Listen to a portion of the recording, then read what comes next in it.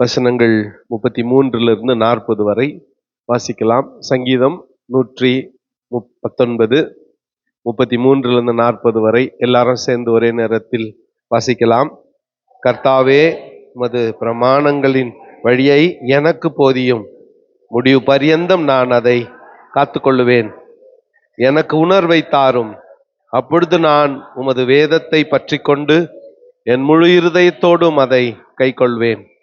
உமது கற்பனைகளின் பாதையில் என்னை நடத்தும், நான் அதில் பிரியமாய் இருக்கிறேன். என் இருதயம் பொருளாசையை சாராமல் உமது சாட்சிகளை சாரும்படி செய்யும். மாயை பாராதபடி நீர் என் கண்களை விலக்கி உமது வழிகளில் என்னை உயர்ப்பியும். உமக்கு பயப்படுவதற்கு ஏற்ற உமது வாக்கை உமது அடியேனுக்கு உறுதிப்படுத்தும். நான் அஞ்சுகிற நிந்தையை விலக்கி அருளும். உம்முடைய நியாய தீர்ப்புகள் நல்லவைகள். இதோ உம்முடைய கட்டளைகள் மேல் வாஞ்சையாயிருக்கிறேன். உமது நீதியால் என்னை உயிர்ப்பியும். ஆமேன். அல்லேலுயா, அல்லேலுயா. கைகளை தட்டி ஆண்டவருக்கு இந்த நாளிலே 119 சங்கீதம் எத்தனாவது படி, எத்தனாவது நிலை? 5வது நிலை. அவருடைய 119 சங்கீதத்தின் முதல் வார்த்தை என்ன? ஆலப்.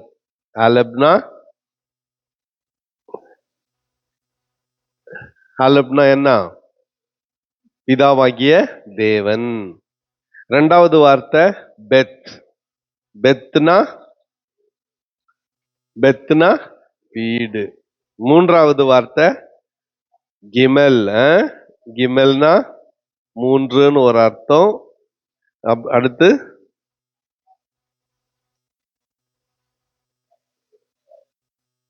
ஒட்டகம். கரெக்ட், ஒட்டகம் சரி, 3 சரி. முக்கியமானது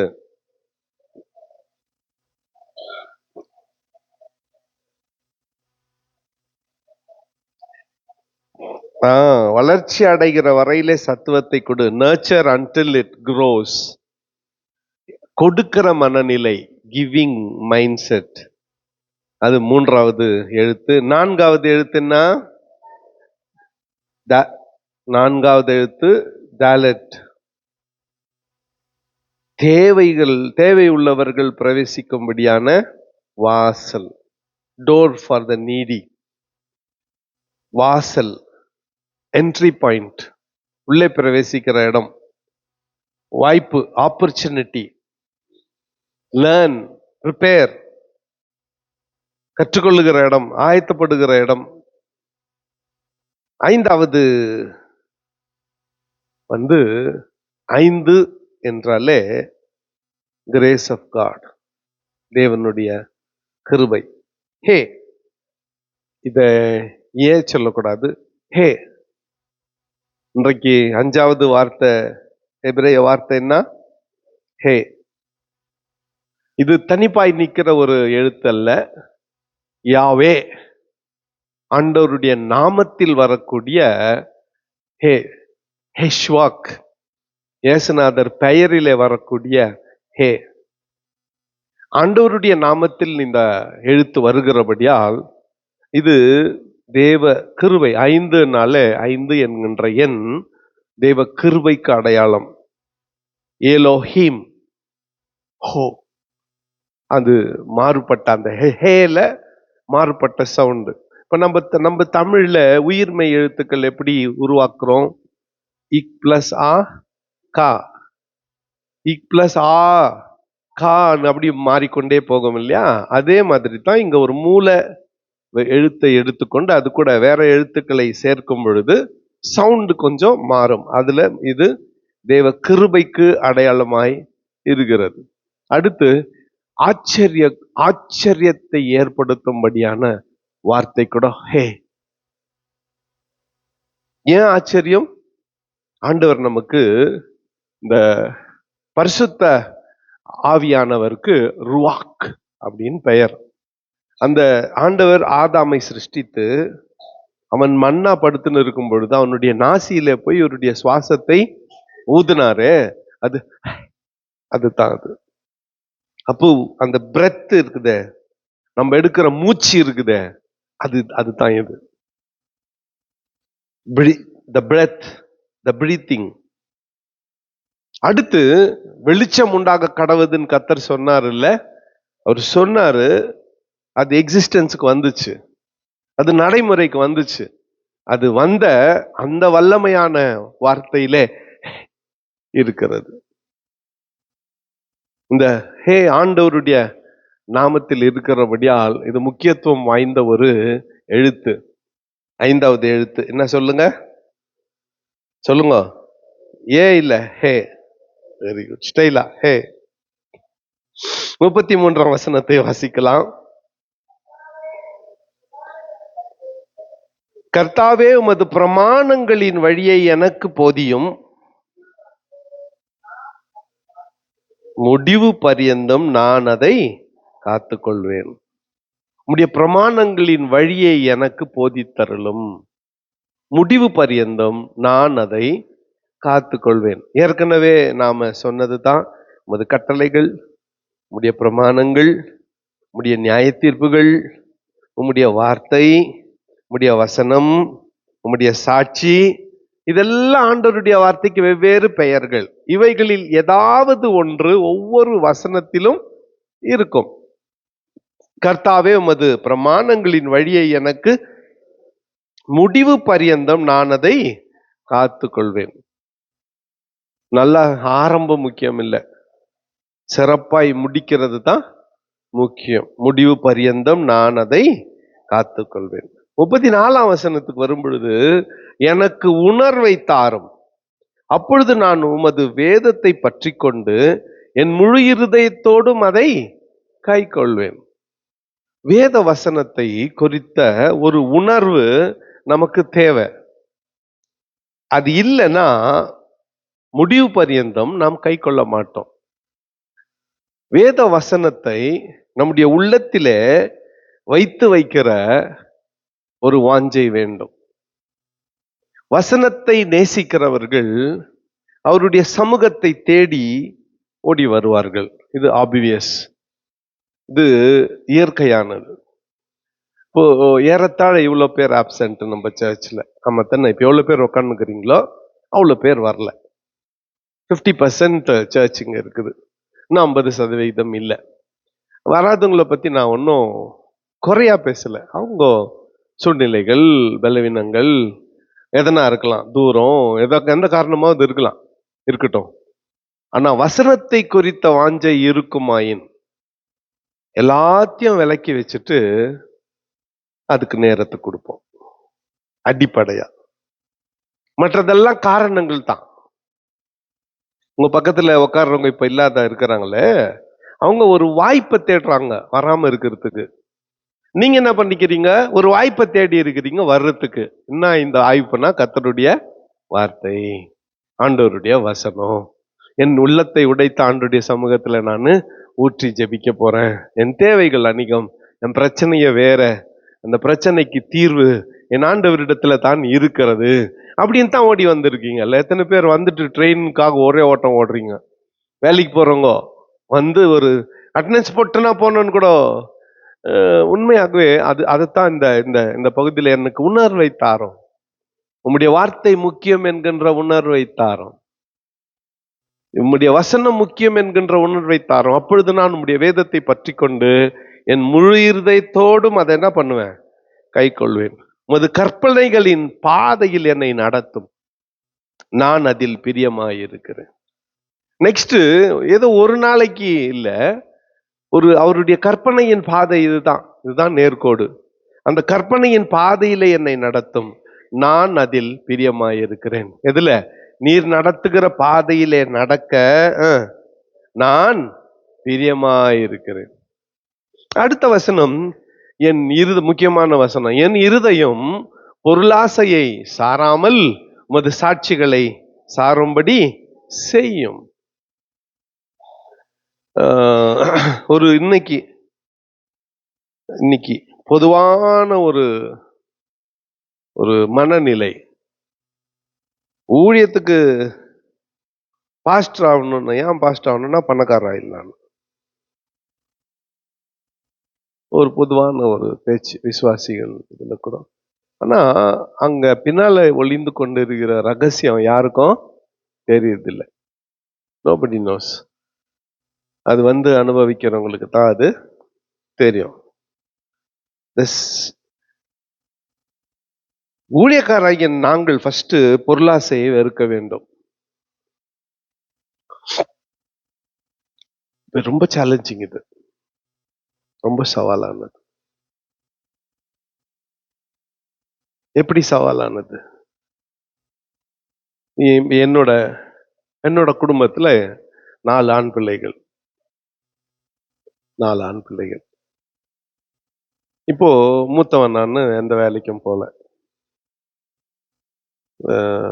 டிகிரி முடிச்சுட்டு ஒரு பிரைவேட் ஸ்கூல்ல 6 மாசம் வேலை செஞ்சேன் பெங்களூர்ல. அதை தொடர்ந்து முருகம்பேட்டில் மகளிர் மன்றத்துல, அதை தொடர்ந்து ஐஎம்எஃப்ல.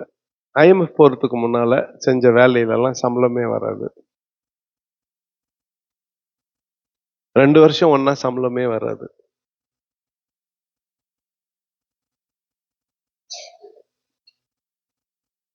தம்பிங்க ஜெய்சிலையா போஸ்ட் ஆஃபீஸ்ல. அப்புறம் எதுவா இருந்தா கூட, இதுல டெம்பரரியா இருந்தா கூட ஸ்டான்லி ஹெச்ஏஎல்ல, ஆரோன் பெரிய கம்பெனியில இப்படிக்கு வேலைக்கு போறாங்களா, அவங்க உழைப்புக்கு ஏற்ற சம்பளம் வருது. நம்ம அன்பப்பா, எங்க அப்பா, இவங்கெல்லாம் உட்காந்து பேசிக்குவாங்க. குறிப்பா செப்டம்பர் மாசம், அக்டோபர்ல ஆயுத பூஜை வருது. அப்ப என்ன அனௌன்ஸ் பண்ணுவாங்க?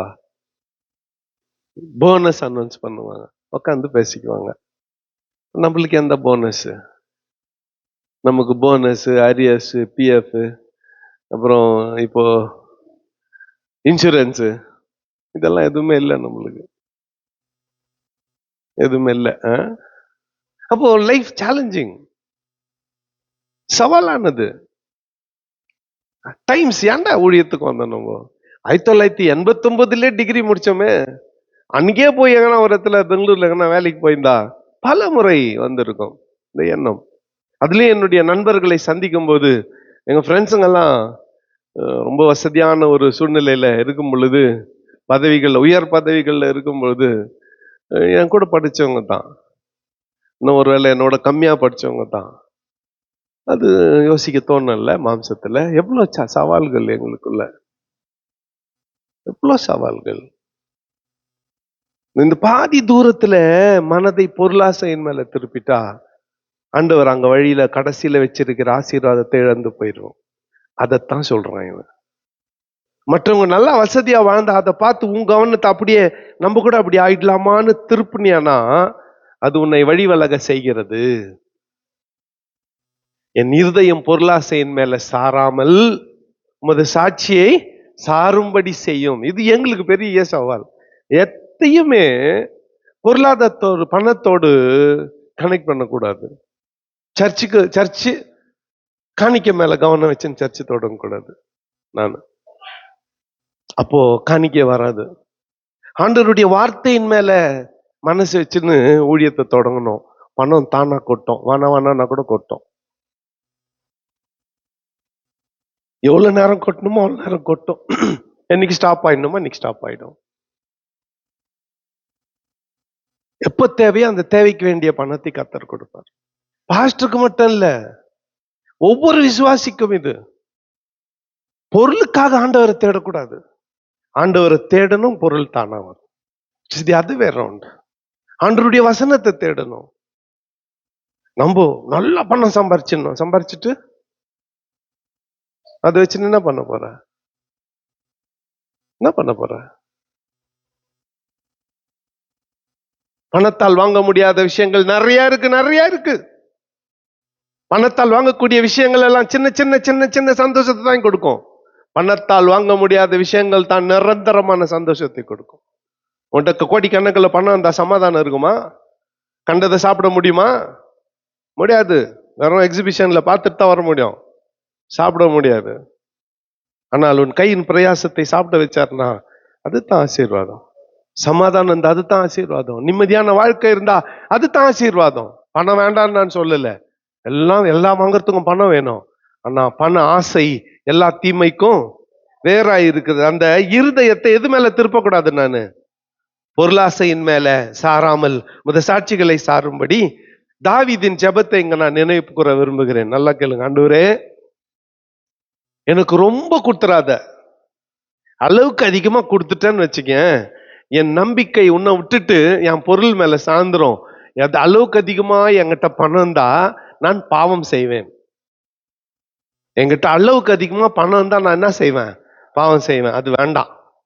இருக்கிற நிலைமையில என்னை தாழ்த்திராத. என்னுடைய எல்லா உதவிகளையும் கட் பண்ணிடாத. இருக்கிறத விட சாப்பாட்டுக்கே வழி இல்லாத நிலைமைக்கு என்ன பண்ணிடாத. பண்ணிட்டா நான் திருடுவேன். திருடுனா மாட்டிக்குவேன். ஒரு பாஸ்டரா திருநான்ட்டு உன் பேரு தான் கெடும். ஒரு ஊழியக்காரனா இருந்து இப்படி தாவீதா இருந்து இப்படி திருநானேன்னு, ஒரு ஆராதனை வீரனா இருந்து திருநானேன்னு உன் பேர் தான் கெடும். ஆகவே ரொம்பவும் கொடுத்துறாத, என்ன பிச்சைக்காரனாவும் பண்ணினாது. இப்ப எப்படி நடத்தின்கிறியோ அப்படியே என்ன மெயின்டைன் பண்ணின்னு போயிடு. புரியுதா? இப்ப ஆண்டவர் எப்படி நடத்தின்கிறாரோ சொல்லுங்க, அப்படியே மெயின்டைன் பண்ண போயிடு ஆண்டவர். தாவீதுக்கே இந்த ஜெபம் பொருந்துமானால் நமக்கே மாத்திரம். அப்போ பொருளாசையின் மேல யாரும் போகுது. எல்லாம் இங்கிருந்து நேரா வேலைக்கு போக கூடாது, எல்லாம் வீட்டுக்கு போயிடணும். அப்படியா? அதுதான் மெயின்டைன் பண்ணுங்கன்னு சொன்னேன். இருக்கிற நிலைமையிலே தொடர எனக்கு உதவி செய்யுங்க ஆண்டவரே. மாயை பாராதபடி நீர் என் கண்களை விளக்கி உமது வழிகளில் என்னை உயிர்ப்பியும். அடுத்து மாயை.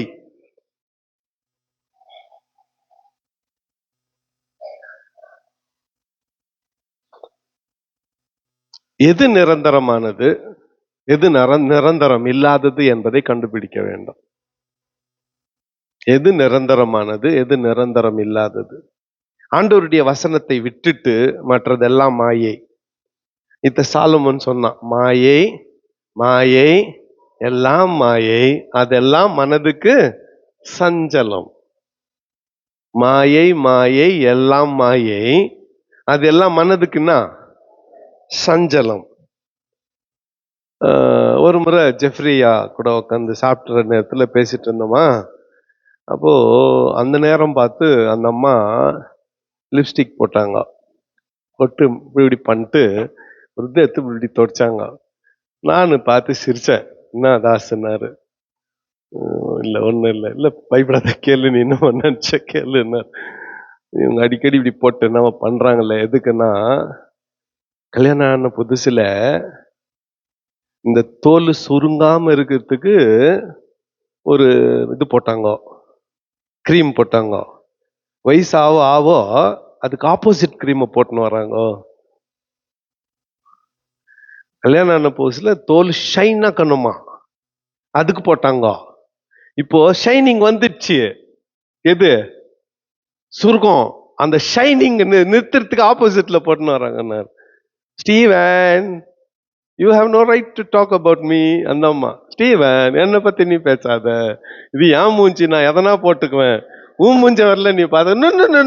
This is I am very sorry.